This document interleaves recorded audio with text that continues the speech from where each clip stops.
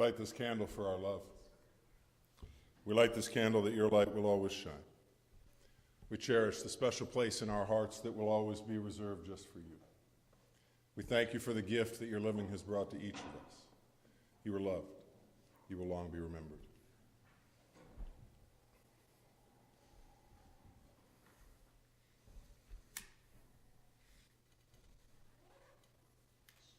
Well done. Well, I welcome each of you today. My name is Philip Smith. I'm privileged to be the celebrant today, as we bring our hearts and minds to share in the love and the memories that you each hold of Patricia Ann O'Brien. And on behalf of Patricia's loving family, her loving daughters, Michelle and her husband, Dan, Jennifer and her husband, Damien, Patricia's beloved grands, Brendan and Claire, Rachel and Charlotte, along with the extended members of this family tree, the friends, the neighbors, those lives that will remember hers with love and with joy. And our memories today also encompass those that Patricia loved and have gone on before. Her loving husband and partner, for their years shared, John. Her beloved mother, Ruby, her father, George. Each life traveled on before and are now reunited with Patricia once more, beyond our sight and for time to come. Please join me in a quiet moment of reflection as we remember and celebrate the life of this beloved mother, grandmother, family member, and friend. May love and comfort surround us in this time of loss. May we find peace in the memories that we hold. May we remember the laughter, the joy, and the love that was shared. And may it bring us comfort and solace in our days to come. Let us take this time to acknowledge the deep sense of loss we feel, to hold each other in love and support.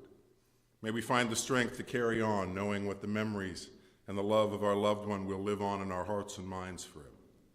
And may we remember with joy the life that was lived as we hold it dear in our hearts always. Amen. We thank you for joining us here today, my friends.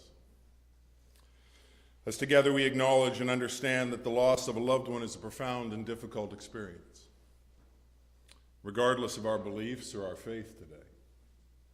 The passing of a friend, family member, or one that we have cherished leaves a hole in our hearts and a void in our lives that is truly difficult to fill. Yet today, as we come together, we certainly mourn the passing, but also celebrate the life of Patricia here together. We understand that for many, this may be a time marked with the intense feelings that sadness and grief bring. And we recognize that this is a deeply personal experience, and everyone's journey in grief is different. However, in this gathering, we seek to offer our love and support to each other as we share in this moment of loss and remember the life that has been lived.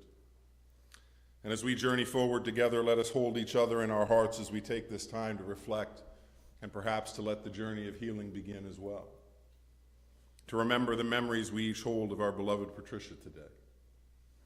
Several of the voices that have love and thankfulness for sharing their lives with her are going to come and share their thoughts of her with us today. I'm going to ask you, if you were part of this list, that you listen so you know where you fit into the lineup, so we don't have to come back to the mic and reintroduce you in a moment. Is that fair? We'll hear first from a longtime friend, Carol. We'll hear after Carol, Sharon, the second cousin, Claire, her granddaughter, Brendan, her grandson, and then Michelle and Dan. Carol, would you come?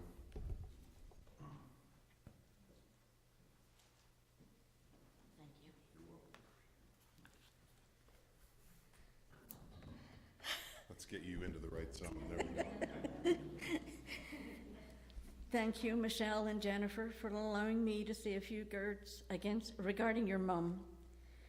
Good afternoon, everyone. I'm honored to share this time with Pat's family and friends in remembering her life. I met Pat approximately 35 years ago when we both were working at Royal Doulton. Pat was in the Collectors Club, and I think at that point I was still in the showroom. Our different roles brought us together at various corporate events, where I immediately took a liking to Pat's sense of humor, her personality, her presence, and of course that beautiful Irish accent. I knew there and then our friendship would be long-lasting. Over the years, the friendship grew to the point where we enjoyed each other's company at dinner, by going out for meals, and sometimes going to a play at the Whitby Theatre.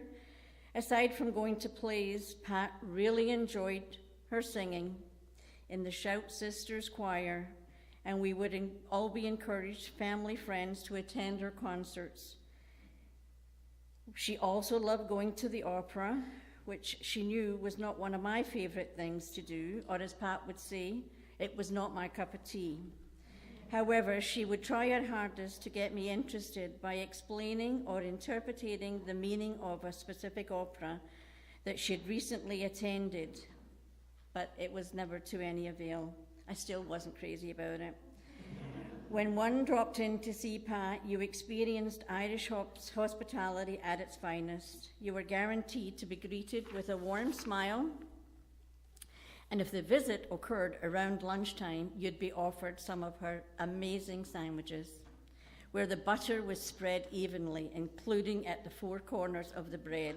She's got me doing it now. And depending on the time of day, you might be offered a rum and coke. Captain Morgan's nonetheless. And if you dropped around dinner time, you'd still be encouraged to stay. Pat always found a way to add one or two more plates at the table. In my opinion, Pat was a very unassuming, humble, inspiring, and modest individual who treated everyone the same way, who enjoyed spending time with family and friends, and enjoyed reading the Toronto Star from front to back. As a matter of fact, John and I always teased her and said, Pat, you're the only person that we know that still reads the newspaper. She loved reading it, any or all political columns, and never hesitated to voice her opinion on the latest gaffes of politicians, international, national, or even local. It didn't matter, she still would tell you her opinion. In closing, Pat always knew how to cheer me up and make me laugh. I will miss everything about her, but more especially the many stories that she shared with us regarding her wonderful childhood days in Ireland. Rest in peace, my friend. Thank you.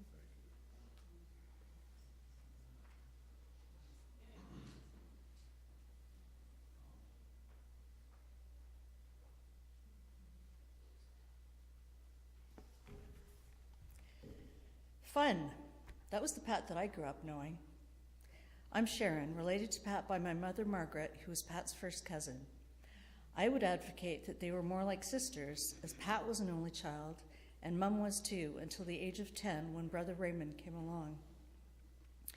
At 13, my mum came to Canada, and after she was settled for a few years, Pat soon followed.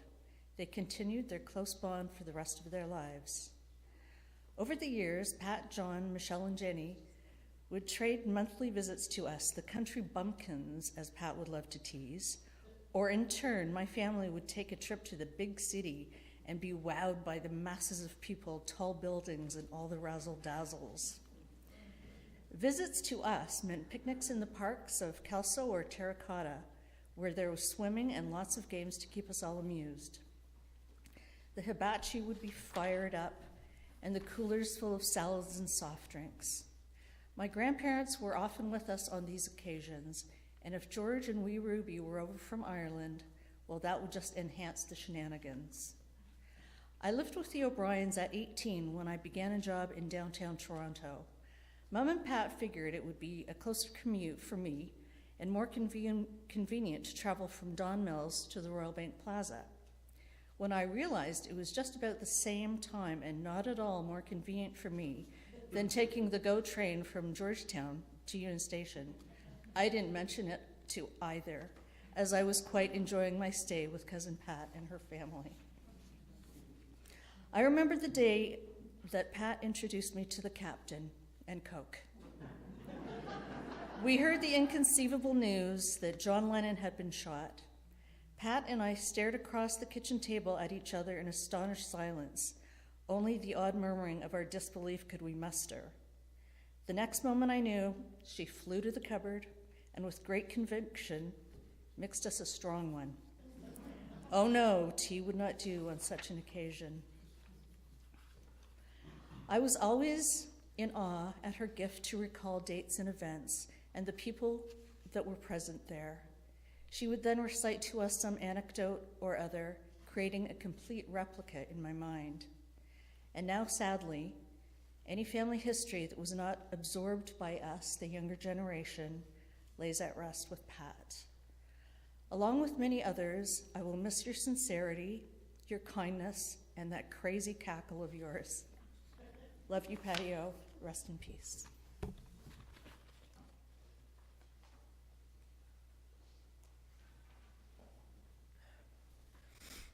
May the road rise up to meet you.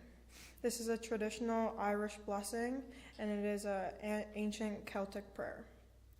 May the road rise up to meet you. May the wind be always at your back. May the sun shine warm upon your face. The rains fall soft upon your fields, and until we meet again, may God hold you in the palm of his hand.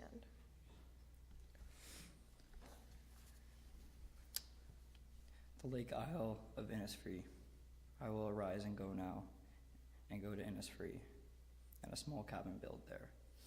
Of clay and wattles made, 9 beaten rows will I have there, a hive for the honey bee, and live alone in the bee-loud glade.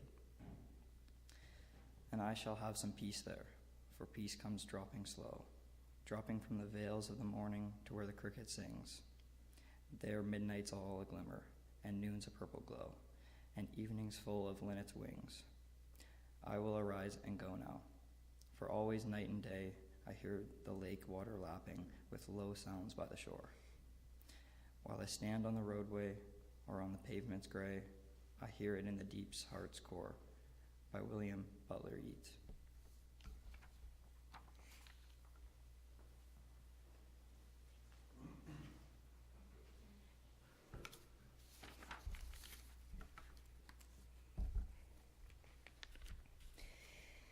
Welcome, everyone. Thank you for gathering today, both here in person and around the globe.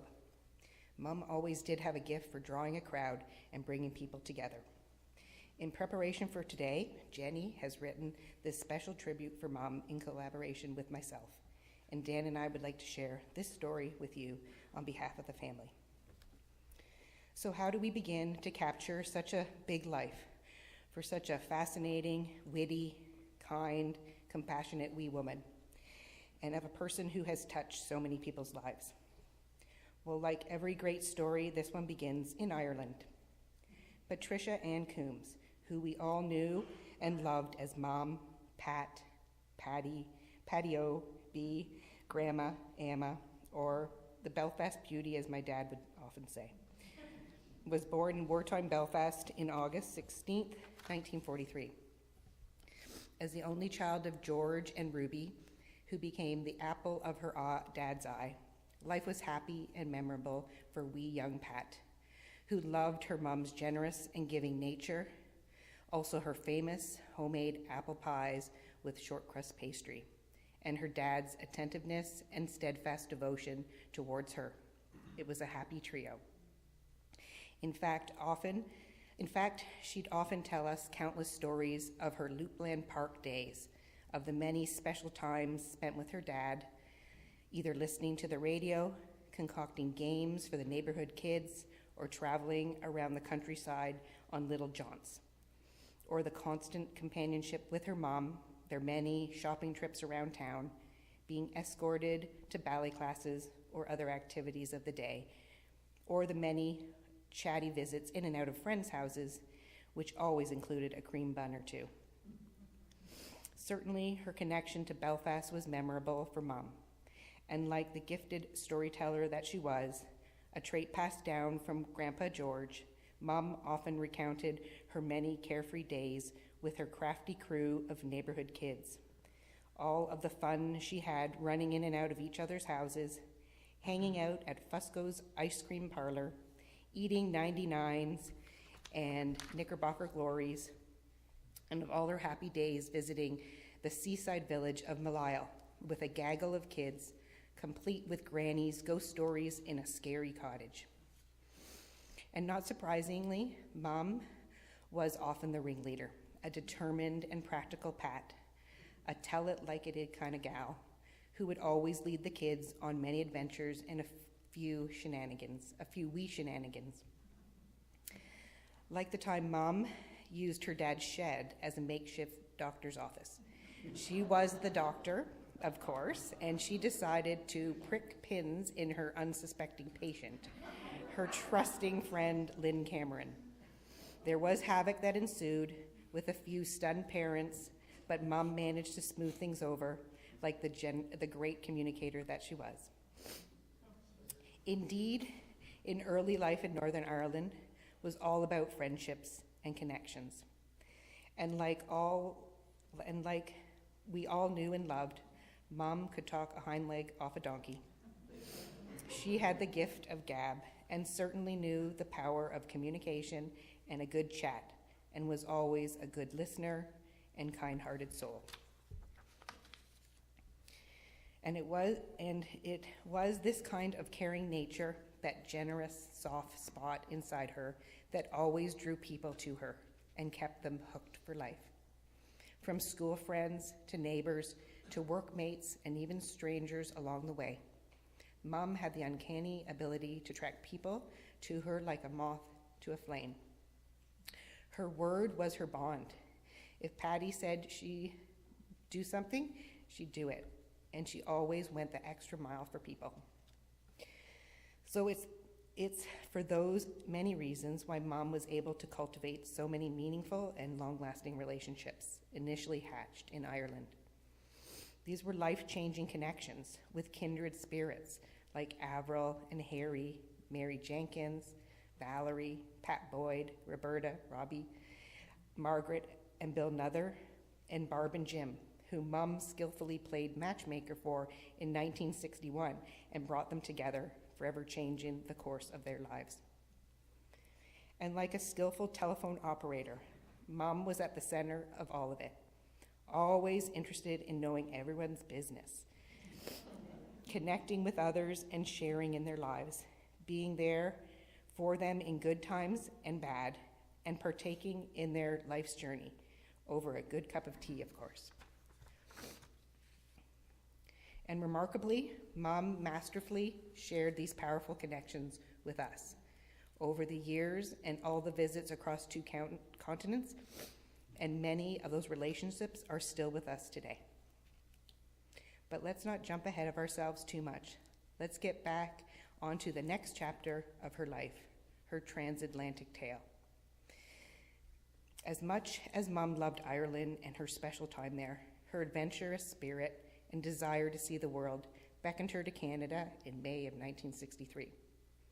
As the story goes, Mom wanted to check out the whereabouts of Uncle Bill, see her cousin Margaret again, another relationship that would last a lifetime, and essentially spy on the Canadian side of the family. And what courage it took to embark on such an adventure, a woman traveling solo to a destination unknown in the 1960s, and one so brave to start a new life from scratch. But who could blame her?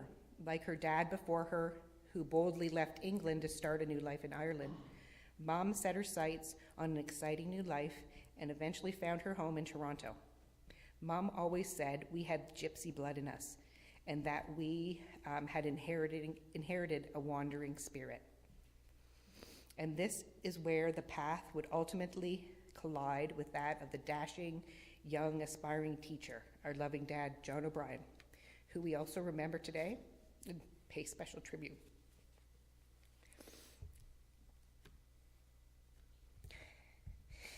After realizing they were meant to be together, the bright-eyed pair tied the knot in December 1965 in Ireland, and us kids ensued in 68 and 72. The Fairhill-based family shared many happy times in Don Mills, center of the universe, building roots and fostering strong connections. And in true Patty fashion, with a fascination for life, culture, social issues, and history, Mom took to her native Canada with a zest and zeal, learning everything about the country, and even starting up a love affair with the Toronto Star, which ultimately lasted until this day. She must have been the last person still on paper subscription. And there were gazillion papers to read. Mom hated missing a beat and would try to read every inch of the thing, alongside many cups of red rose tea or her specially cut up Mars bars, while living for over 40 years in the Fairhill home. Indeed, it was a happy life, with parents so supportive and so outwardly proud of their daughters, and a house filled with love and laughter and activities, from dance lessons, piano, tennis, soccer, where my dad was my coach, swimming, and more, which naturally required the willing services of Mom and Dad taxi service. And they wanted us to experience it all. We were treated to so many trips, including annual summer trip to Florida, trips to Ireland and other parts of Europe, as well as many adventures across Canada, the US, and around our neck of the woods in Ontario. In short, there was nothing both Mom and Dad wouldn't do for us, and it showed. But Mom always shared her big heart and kind spirit with others, helping out complete strangers anywhere and everywhere, including the time she gingerly escorted a lovely blind lady from the subway station back to unsuspecting Dad waiting at the regular pickup point in the car, asking him to drive her right across town, or making new friends with little lost ladies at the McDonald's lineup. Surely the angel comes to mind, and it all happened over a Mickey D's apple pie. Or when helping out countless friends and family, giving them a lovely mix of shelter, food, and camaraderie, all with a good short story to boot. And this made Mom and Dad both very happy. If anything, for socially minded Pat, who always loved a good cause, Fairhill became a safe haven, a community hangout or halfway house of sorts for our colorful cast of characters, all licorice, all sorts. From the roast chicken dinners with loads of Patty's famous roast potatoes for Dan the Man, future son-in-law, to adopting Dan Burt, who was a struggling student, and then my sister's boyfriend at the time, who needed a home and some TLC, to the comfort given to Sharon Presley, our cousin, who needed a hand. Mom was always the helper on the home front. And like every great story, this one is nothing if not authentic. So let's not forget some of the passionate Barneys between Mom and Dad, which we often joked about later. Certainly we, Patty, would say, "Don't be daft, tell it like it is." So who could forget the hot, steaming turkey that Mom actually threw right out of the oven at Dad for asking one too many times when dinner would be ready? That incident actually sparked my dad's cooking career. Or the infamous suitcase story, where Mom packed her bags after a Barney over what was, where Mom packed her bags after a Barney over what was for dinner, and when she decided to take off, wheeling her suitcase down the street to escape the moment, only to find Dad driving along her in the car, urging her to hop in. Or the interesting Christmas morning when a scented, smelly deodorizer gifted to Dad for his car to mask the smelly sweat smell of the hockey kids at school would spark a major Barney. Let's face it, you could take Patty out of Ireland, but you couldn't take the Irish fire out of Pat. Her Irish spunk and directness was something we all knew and loved. Certainly, it's these moments, the Barneys and all, that also make up the whole and now make us laugh and bring some comfort, because it shows there was a passion between them. And like all genuine love stories, there was a real strong desire to be together, no matter what, through thick and thin. And they did. They spent many happy years traveling and exploring the world.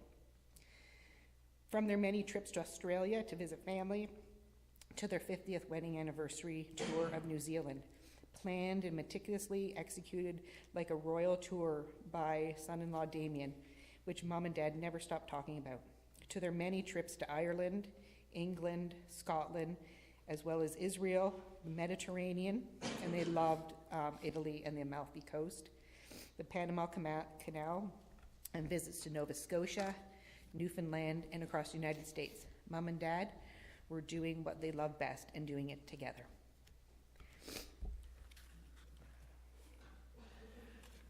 And through it all, they shared these trips and special times with friends. Therefore, Pat's life was filled with many laughs, good crack, as the Nutty Irish say, and much caring and devotion displayed from all those that knew her. Better still, Pat fascinated people with her lovely Irish lilt, mixed with some Canadian lingo, her interesting sayings and quirky Pattyisms like, "Here's your hat, what's your hurry?" or "You're making a pig's ear of it," and her wickedly interesting stories, complete with comical nicknames and kooky characters. A trivia nut, a history buff, and a lover of facts, a real newspaper junkie, Pat was clever beyond words and shared this interest for life with friends.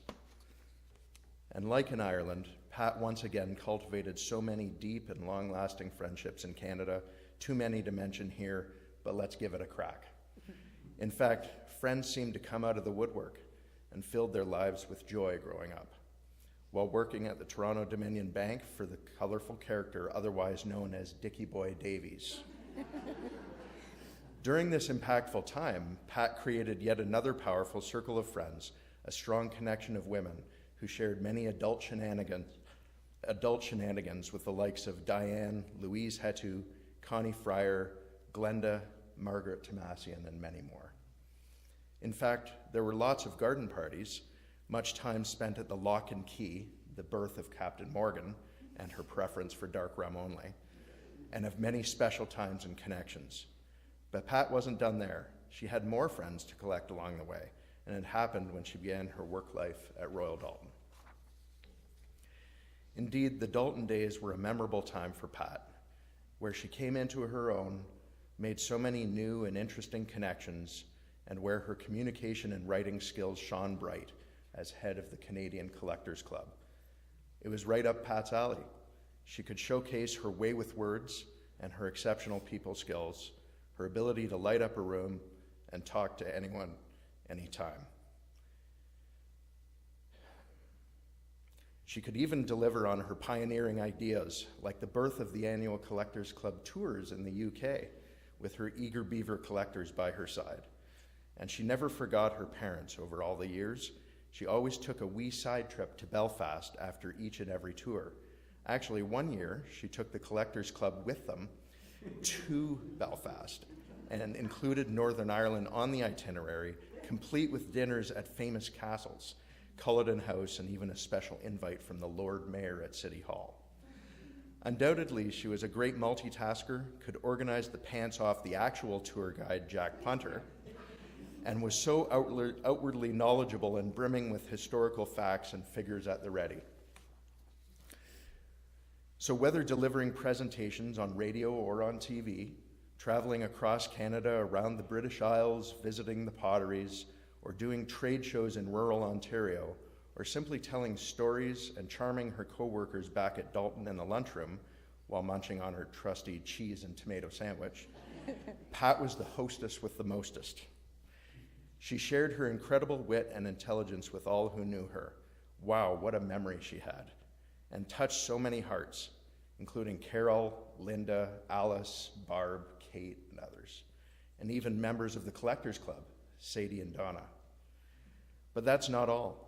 Pat's story of friendship and connection in Canada wouldn't be complete without touching on her involvement in the Stratford Ladies Group, with the sisterhood of Barb Crowhurst, Isabel, Irma, Jeannie Moore, Barb Berry, Barb Way, yet another powerful circle of women that shared many gastronomical moments, bed and breakfast shenanigans, committed birthday celebrations, theater tales, and even a few wild nights and adventures. Who hasn't heard about Isabel's annual pool parties, the potent concoction known as Long Island iced tea, but certainly not tea, and the year Pat fell into the bathtub? Or was it the potted plant? We think that last misdemeanor was a Nova Scotia story with Sadie and Donna, but we're not sure.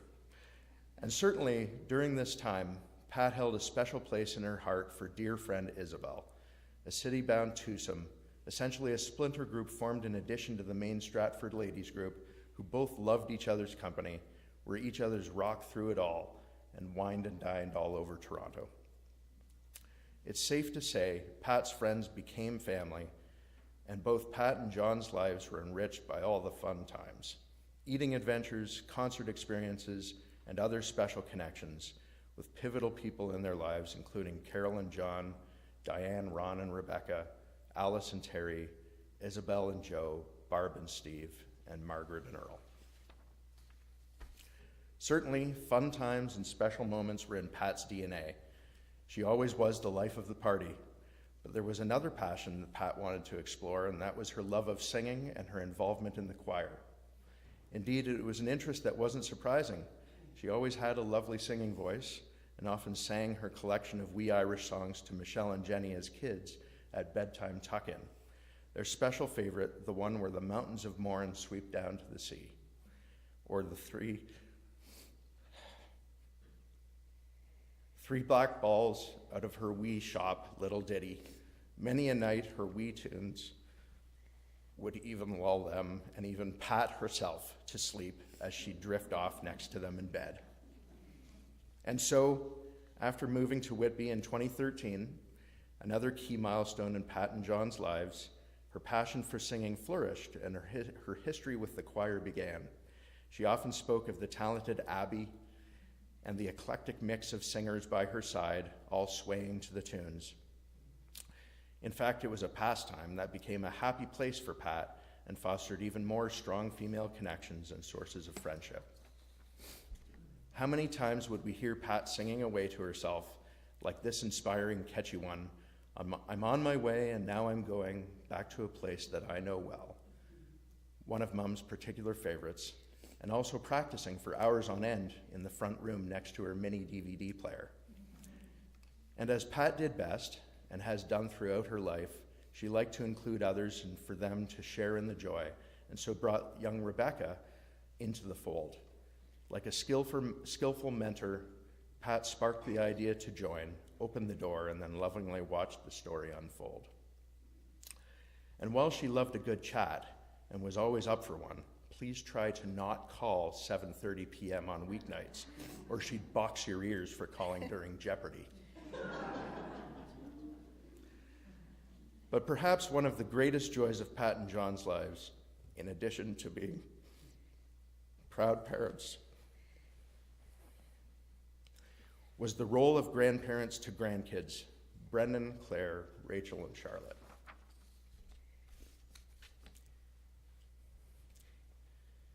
In fact, Pat and John took on the role like ducks to water. Became expert babysitters and caregivers, helpful with whatever needed done, anytime, any place, anywhere. And good thing, they had lots of energy. Pat, the Energizer Bunny, in cahoots with the Get Up and Go John, who always loved a good plan, took so much joy in doing all sorts of tasks, from the mundane to the big, for their special grandkids, both here in Canada and in Australia.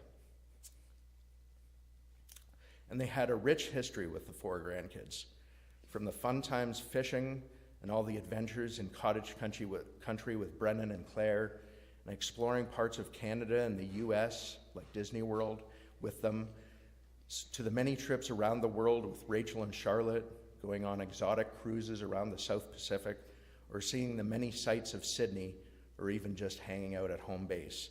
Pat and John never wasted a minute.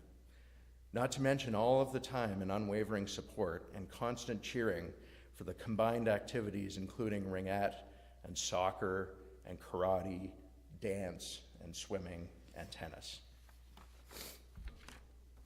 Indeed, their love and involvement were next level, even admired by all who knew them.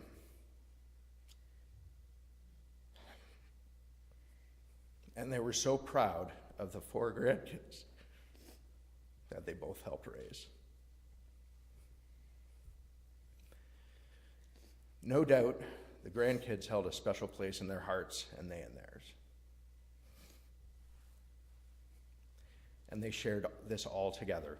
So it's only fitting that their story continues and they travel together, once again, to a place that meant so much to them, and where we as a family will spread their ashes together in Nova Scotia.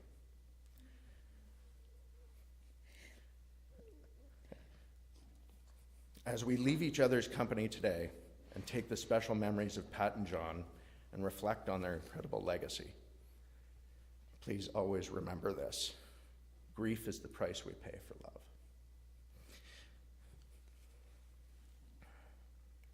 And we love Mom and Dad, Graham and Grandpa, and Emma and Abba. Thank you.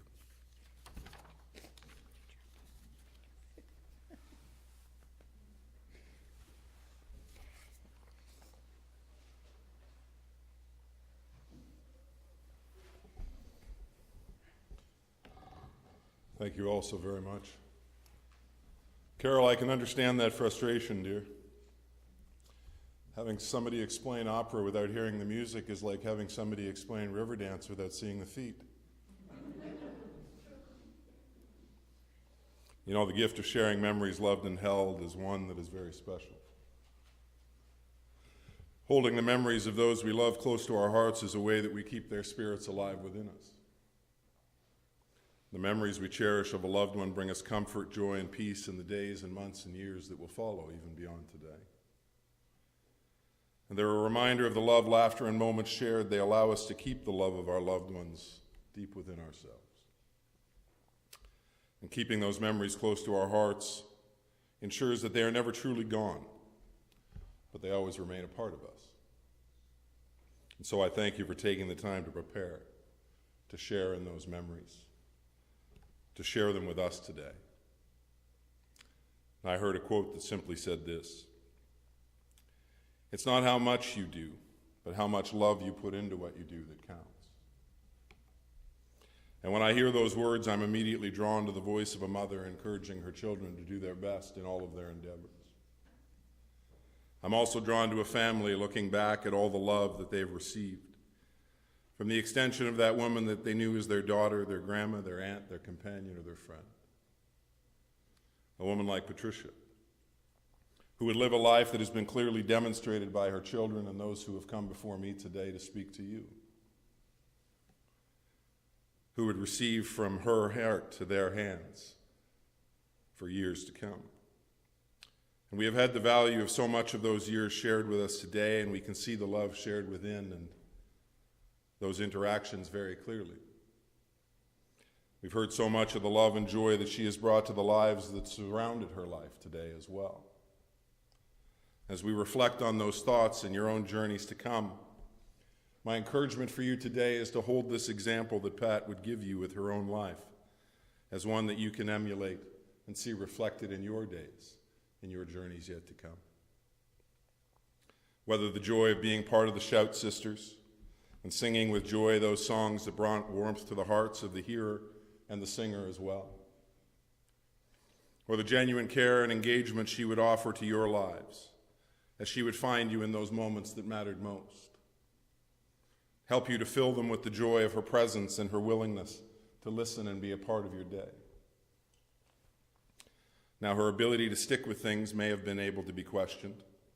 Just ask the Tai Chi instructor about that first lesson that about 20 minutes in, he would never see her again. Yet if Patricia was there for you, there was nothing trivial about it. Whether it was making your closets look more like Marie Kondo had been there herself and done it for her. You know, before Marie Kondo had 3 kids and realized how tough it is to be organized and actually live with family. Or those moments shared where she would prove out that she had held the thoughts that you had shared years before. Would bring them rushing back in the moment that she would stand with you to prove her genuine value of you in her heart. And a lifetime of care proven in those simple seconds shared. Now, there were limits, it seems. We've heard one today: please don't call during jeopardy. That was a given, because it was going right to voicemail anyway. Or if she was invested in the time shared with those lives that allowed her to level up from being a mother to a grandmother. well, those lives would be hard to strip away from her attention as well.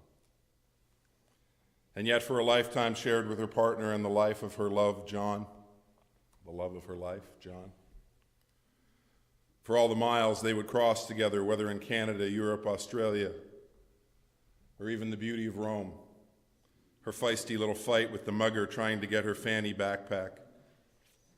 I'm sure that's a story that you've all heard many times. The joyful times that would find her enjoying the perfect spot for that afternoon tea she loved so greatly, whether in the company of John seeking out another spot to enjoy it together, or the tea grannies and their girls making life better one tiny sandwich and a sip at a time. Now, mind you, she and the captain will get along famously for a lifetime, enjoy it as well, I'm told. Don't let the pinky in the teacup throw you too far off, my friends. I'm sure if you checked on some days at about 4 o'clock, there'd probably be some captain in that teacup. You can ask Damien if he ever stood a chance when they were slinging them back together, leaving the majority of them cursing the rising sun the next morning and Patricia enjoying her morning brew with a smile and the night before stories to come flooding back for each life that she has drank under the table. No matter the spot or the memory shared, each one is now a part of the fabric of our lives. A fabric in your own journey, as we have shared it alongside Patricia and the welcome of her love in our days. And yet here we are today, just days after Patricia would take this final step in her life that would separate her journey from ours. A peaceful exit for a life that was filled with love, care, and joy. And a life that would take its final steps in this journey on the 14th of January in 2023, after some 79 trips around the sun from where it would all begin. And as Patricia would journey on, she would know peace, leaving each of us who remain the moments shared and perhaps even the moments to be looked for in our times to come as well.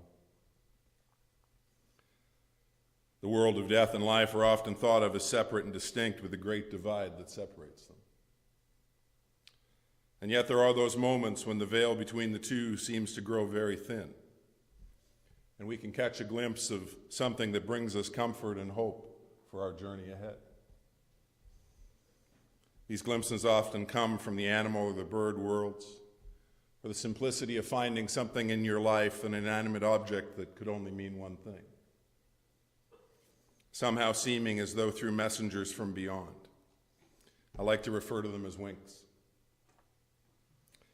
And as they somehow seem like a simple little moment that sends a message of care.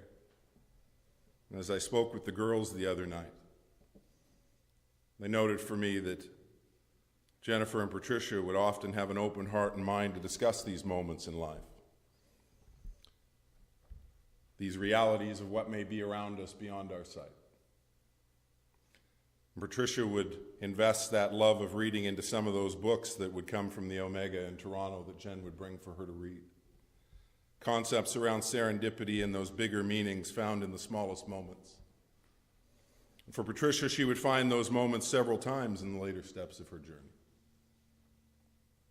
There would be the little rabbit that would show up shortly after John would pass, to spend time with her in that garden that day. That rabbit would come back for a visit a couple days before her own passing at 7:30 p.m. in the evening. The significance simply being that that was the same time that John had left and traveled on as well. There would be the time that she was quietly enjoying the garden, simply sharing in its beauty, having a conversation with the one who had shared her heart for 57 years as her own. And as she stood in the midst of that garden, she would be surrounded by a multitude of birds creating their song, bringing her an immense inner peace. And in Ireland several months ago at the grave of her parents, another bird would appear and serenade her atop the headstone. Another moment of seeming connection to those loved and have gone on before. And for those who have lost a loved one, the search for comfort and hope can be a difficult journey. The pain of loss can leave us feeling lost and alone, with a deep longing for something that will ease the burdens of grief. And it is this, when we least expect it, these messengers from outside our normal sphere can appear, and they can bring joy and a hope across that divide. These messengers come in many forms, be it a butterfly that flits across our path, a bird that sings a song of peace, a squirrel that playfully dances alongside the fence, or an item long lost and tied to a life that was loved, now found in a moment needed. They seem to bring a message of love and comfort, reminding us that we are not alone, even in the midst of loss. They bring us a sign that things are all right, and that those we love are watching over us from the other side, and we are not forgotten. Perhaps we need to open our hearts and minds a little broader sometimes, to allow us to find comfort and hope in their presence as we navigate the journey of loss and grief we each walk. And for those of you who remain today, Patricia and her value in your lives will still be felt over the course of your days for as long as your memories last. For those present who were witness to this wonderful life that was hers, my encouragement for you today is to continue to be present for this family in the days that will follow as well. When your thoughts drift to her, perhaps you'll find time to reach out, to share the warmth of your smile, your embrace, or just your listening ear, or perhaps that one moment in time when Patricia's life brought value to your own, and you want to share that with them. To be a comfort and a care alongside them. As we prepare to make our way from the chapel today, and bring our time of remembrance and memorial of Patricia's life to a close together, the family would like to invite you to a time of reception just down the upper hallway and to our right as we conclude today. But as we do prepare to conclude, I'd like to share with you two final things, a reading and a song, both dedicated and loved to Patricia and John today. The poet John T. Baker writes these words. He says, "Along the shore I spy a ship as she sets out to sea. She spreads her sails and sniffs the breeze and slips away from me. I watch her fading image shrink as she moves on and on, until at last she's but a speck. Then someone says she's gone. Gone where, I ask? Gone only from our sight and from our farewell cries. That ship will somewhere reappear to other eager eyes. Beyond the dim horizon's rim resound the welcoming drums. And while we're crying, there she goes. John is shouting, here she comes. We're built to cruise for but a while upon this tactless sea, until one day we sail away into infinity."